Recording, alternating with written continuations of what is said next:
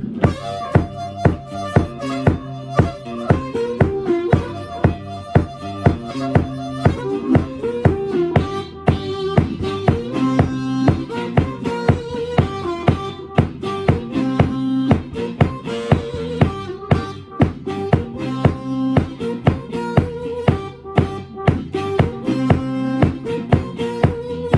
right, everybody, this is Dr. Gussow back with you after what seems like an incredibly long break.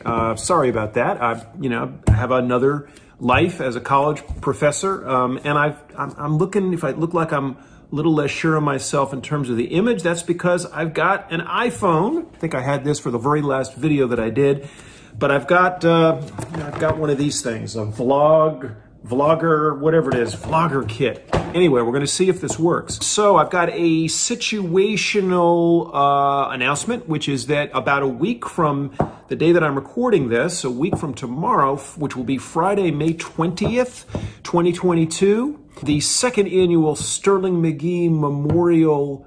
See, I don't even know where to look. The second annual, I'm learning how you find the camera on an iPhone is to point a finger and get it centered. So the camera's up there. All right, the second annual Sterling McGee Memorial Birthday Celebration. Sir Rod and the Blues Doctors are going to go down and play the same show we played last year, except not the same show. We're going to do the same thing we did, which is to honor my partner of 30 years, Sterling McGee, a.k.a. Mr. Satan, Satan and Adam, the documentary, in a place where he lived for a number of years after he left New York, along with his nephew, who is now the leader in my blues trio, Sir Rod and the Blues Doctors, along with Alan Gross on guitar. We've got some new material. We've got a new album that we're going to be releasing, and I'll talk more about that in future videos. The album is called Keeping It in the Family. Keeping It in the Family just felt right, because after all, Sterling, who after 30 years, you sort of become family. All the traveling you do, the staying in hotels, the sharing of hotel rooms and meals, we're family. But Rod actually is real family. Rod's mother was Sterling's older sister. So we have a family band, Keeping It in the Family. We're keeping the Satan Adam sound alive.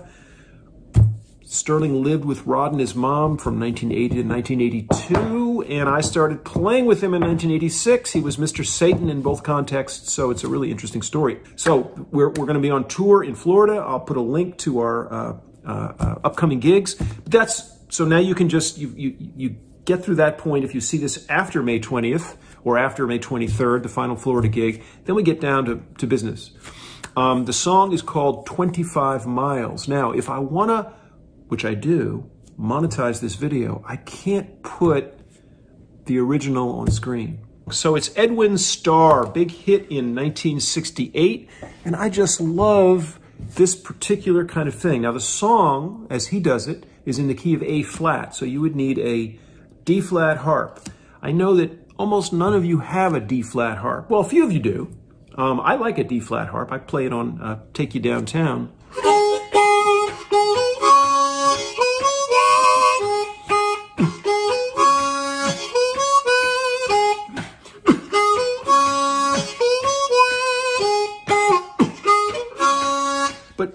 If I do the whole thing in on a D flat harp, you're going to kill me. So I'm going to do it the way we're going to do it, because Rod actually wants to sing it in G.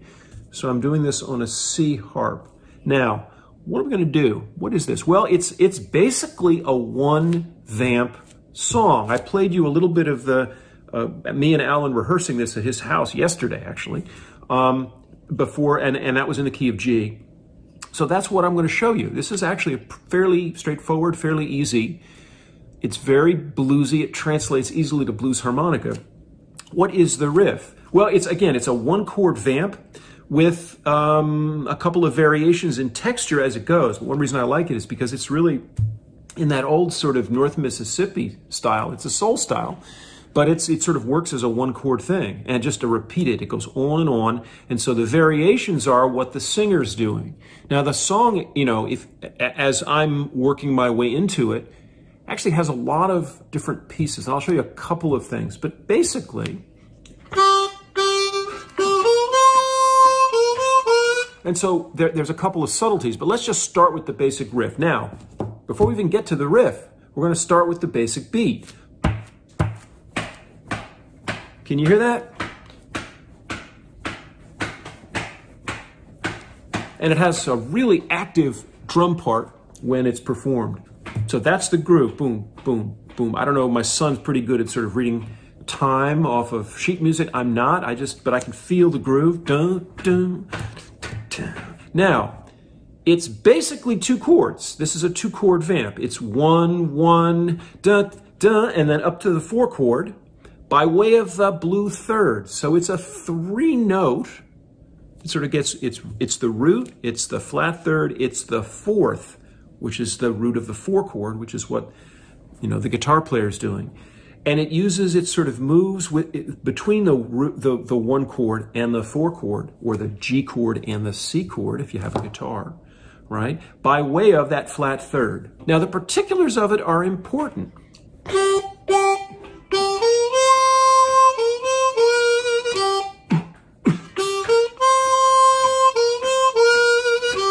I'm going to do the 2-hole draw twice. So that's sort of my elaboration of it, if you will. Now, the timing for some of you is going to be really tricky.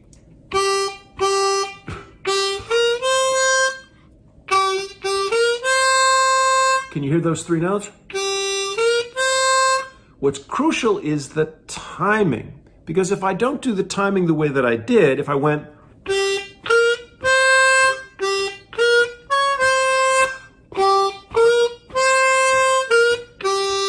What's that? Smoke on the Water, Deep Purple, right? So same 3 notes, but this is...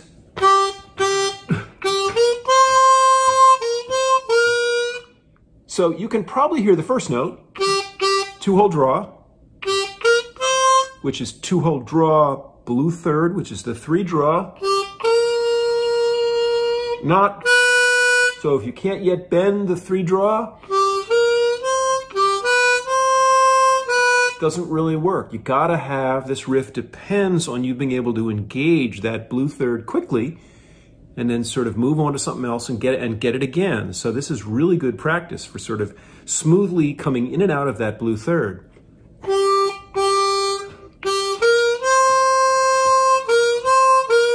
Now, what am I doing there? So I'm going to hold the 4 blow, and then I'm going to go. Again, for some of you, this is going to be, oh, okay, right, that lick. I can do that lick. For others, it's going to be really tricky to sort of smoothly, to have your lips to the place where it can get the pitch of that third, that 3 draw down a little, and then smoothly move it to the 4. So think about it. That's part 1. Is part 2. Is part 3. And then you start over.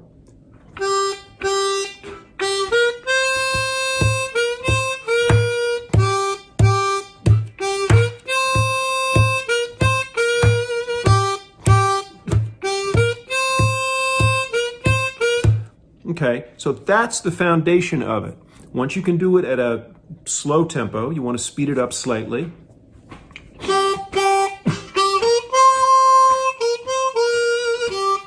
Now, what did I do there? Well, on that final blue third,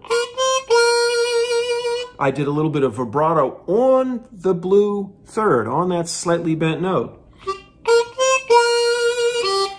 Right?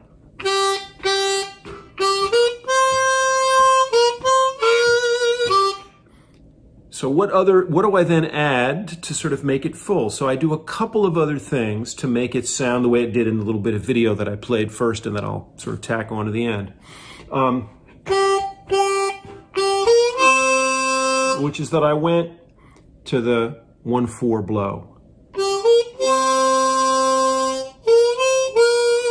Now I only do it for that big note, and I'm going from lip pursed to tongue blocked, back to lip pursed. Okay, so once I can do that, Then there's one more thing I'm going to add, apart from general soulfulness and sort of intensity. And by the way, just, each of these notes, getting the timing right is really important. Boom, boom, boom, boom, boom, boom, boom, boom, boom, boom, boom, boom, boom, boom, boom, boom. Maybe if you can sing it, that might help you play it. Boom, boom, boom, boom, boom, boom, boom, boom, boom, boom. Right.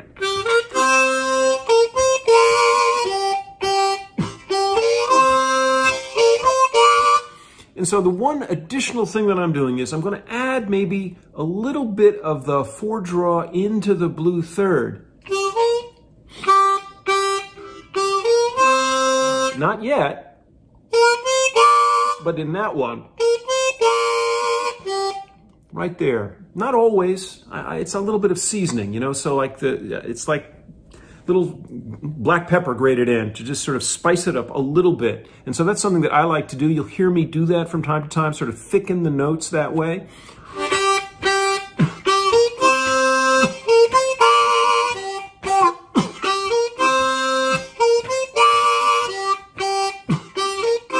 I'm also, of course, coughing. I realize that's sort of part of my timing thing.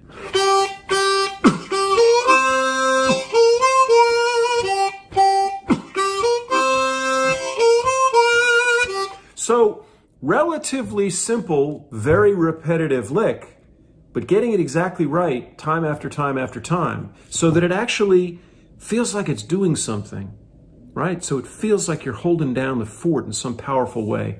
It's tougher than it sounds. I've decided as a harmonica player that there's two other things I need to be able to do. If you listen to the beginning of the song, I'm going to actually give you the original, right, in a link. Listen to the beginning. It doesn't start with that riff right off the bat. It has some organ. So if a harmonica wants to replicate an electric organ, that's sort of like either a sustained two-note thing or a sort of a tremolo.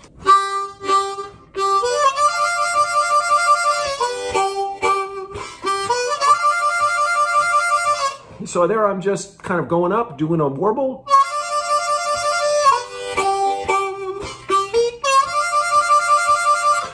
Then the guitar comes in. And if you listen to Edwin Starr, his original, what you hear is that then the horns come in a big way. So I have translated all of that into a harmonica thing. And we're going to have our soul singer, Rod, is going to be sort of jumping and dancing around and singing the song. And we're the background, but we're the driving background that he requires in order to do his thing. So this is all the parts sort of work together. Now, there is a vocal melody.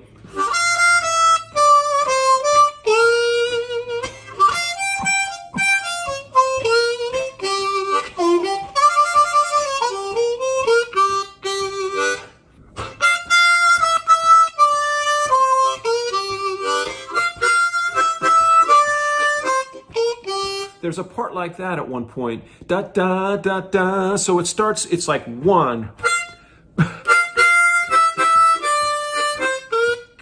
don't think I have the timing exactly right, but that first note, that 5 draw, followed by 5 blow, followed by 4 draw, 4 blow, 3 draw, 2 draw.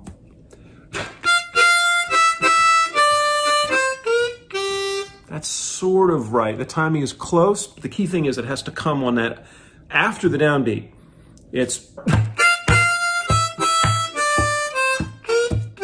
I think that's it. It's down.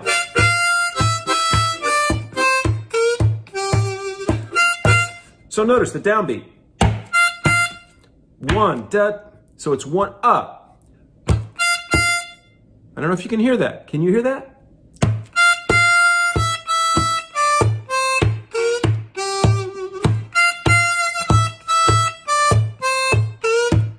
That's right.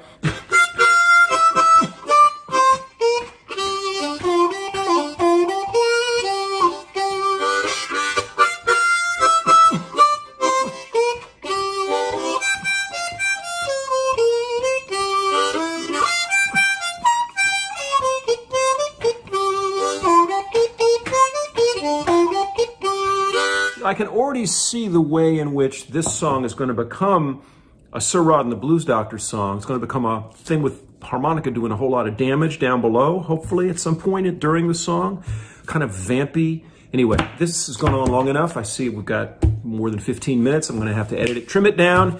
First real teaching video on the iPhone. So there's going to be more like this, HD 1080.